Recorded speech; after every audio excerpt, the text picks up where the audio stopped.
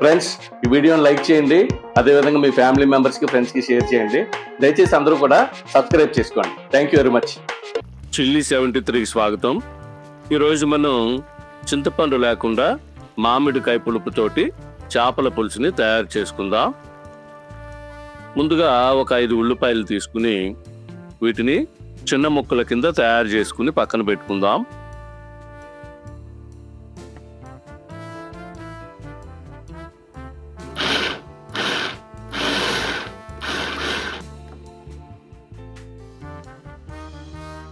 ఇదే విధంగా ఒక టమాటాను కూడా తీసుకుని మెత్తటి గుజ్జులా తయారు చేసుకుని పక్కన పెట్టుకుందాం.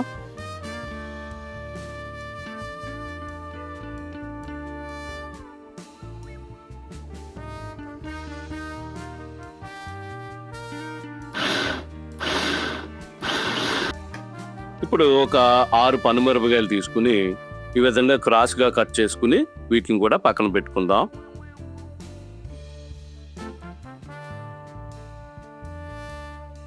అదేవిధంగా ఒక 5 బెండకాయలు కూడా పెద్ద ముక్కల కింద ఇలా క్రాస్గా కట్ చేసుకుని పక్కన పెట్టుకుందాం. ఒక 4 ఉల్లికోళ్ళు కూడా ఈ విధంగా మనం క్రాస్గా కట్ చేసుకుని పక్కన పెట్టుకుందాం. ఇప్పుడు ఒక 3 మామిడికాయలు తీసుకుని ఈ మామిడికాయ పై ఉన్నటువంటి ఈ తొక్క భాగం అంతా కూడా పేలర్ తోటి ఈ విధంగా మనం తొక్కంతా కూడా ఒలిచేసుకుని వీటిని కూడా మనం మెత్తటి గుజ్జులాగా తయారు చేసుకుని పక్కన పెట్టుకుందాం.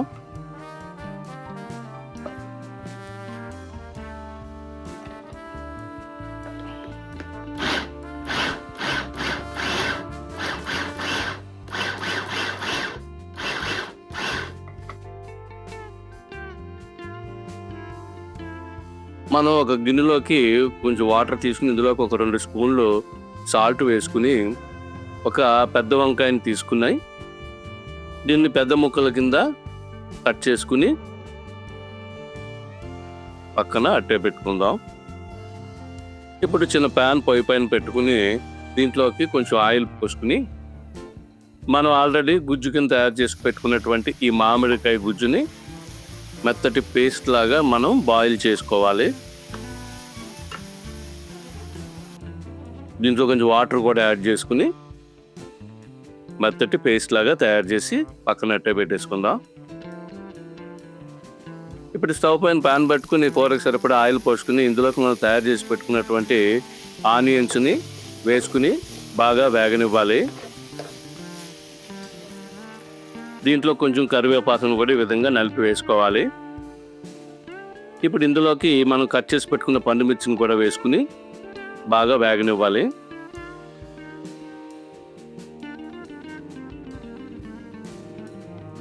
ఇప్పుడు ఇందులోకి 1 స్పూను అల్లం వెల్లుల్లి పేస్ట్ని వేసుకుని పచ్చివాసన పోయేంత వరకు బాగా వేపుకోవాలి. ఇలా వేగినటువంటి దీంట్లోకి మనం కట్ చేసి పెట్టుకున్న వంకాయలు, బెండకాయ ముక్కలు, ఉల్లికూర ముక్కలు కూడా వేసుకుని ఇవి బాగా కలుపుకుని ఒక 2 నిమిషాల పాటు దీనిపైన మూత పెట్టేసుకుని మగ్గనివ్వాలి. ఇలా మగ్గినటువంటి వీటిలోకి మనం ఇప్పుడు టమాటా గుజ్జును కూడా వేసేసుకుందాం. ఈ టమాటా గుజ్జు కూడా పచ్చివాసన పోయేంత వరకు కూడా బాగా మగ్గనివ్వాలి.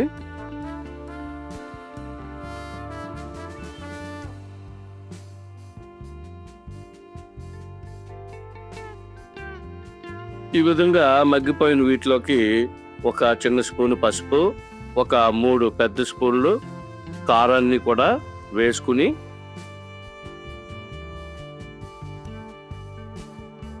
ఈ కారం అంతా కూడా ఈ ముక్కలకి బాగా పట్టేటట్టుగా కలుపుకుని ఇప్పుడు ఇందులోకి రుచికి సరిపడా సాల్ట్ వేసుకుని మనం ఆల్రెడీ మామిడికాయ పేస్ట్ తయారు చేసి పెట్టుకున్నాం కదా పక్కన, ఈ మామిడికాయ పేస్ట్ని ఇందులో వేసేసుకుని ఈ పులుసుకి సరిపడే వాటర్ను కూడా మనం ఇందులో యాడ్ చేసుకోవాలి.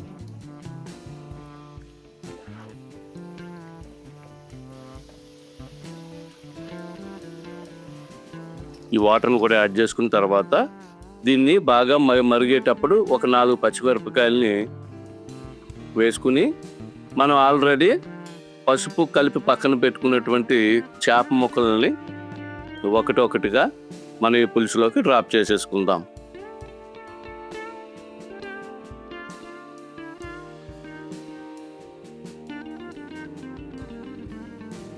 ఇప్పుడు దీంట్లో కొంచెం కరివేపాకు వేసుకుని ఒక 5 నిమిషాల పాటు బాగా మరగనిద్దాం. ఇలా మరుగుతున్నటువంటి చేపల పులుసుని ఒకసారి తీసుకుని గరిటె పెట్టకుండా ఈ విధంగా మనం ఒకసారి బాగా కలుపుకుని దీంట్లోకి ఫైనల్గా కొత్తిమీర వేసుకుని 2 నిమిషాల పాటు మనం మూత పెట్టినట్టయితే మన చేపల పులుసు రెడీ అయిపోతుంది.